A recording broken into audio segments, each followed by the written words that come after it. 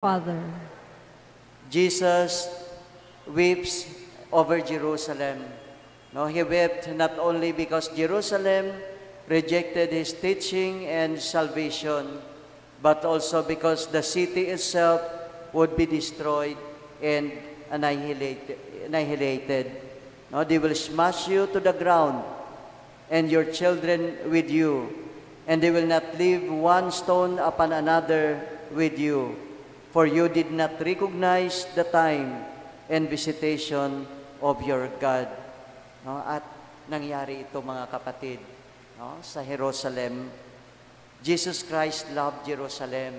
Mahal niya ang Jerusalem, no? The city, because it is the city of David, the seat of the temple of Solomon. No? It was the city of Yahweh, the God of Abraham, the God of Isaac, and the God of Jacob. But brothers and sisters, we are now the New Jerusalem.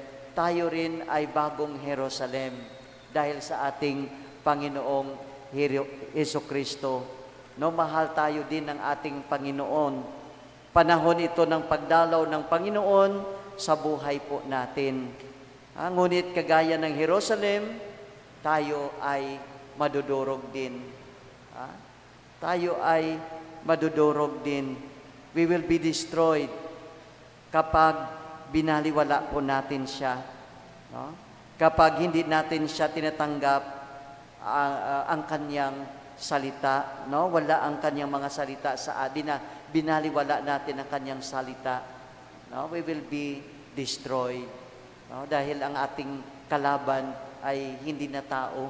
No? Ang ating kalaban ay ang masamang espiritu din, no? Ang diablo. So kapag wala ang Panginoon sa atin, manghihina po tayo at matatalo tayo sa kanyang kapangyarihan. Kaya nga kailangan natin ang lakas, no? Kailangan natin ang ating Panginoong Hesukristo. So pakinggan natin siya, no? Tanggapin natin siya sa ating mga puso. No? Jerusalem did not recognize and welcome its God when He came. No? Instead, He crucified Him on Calvary. No?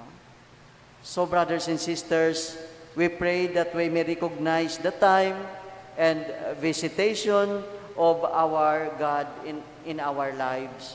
No, we pray that our eyes may see and recognize Him, that our ears may hear and listen to Him, and that our hearts may embrace and love Him.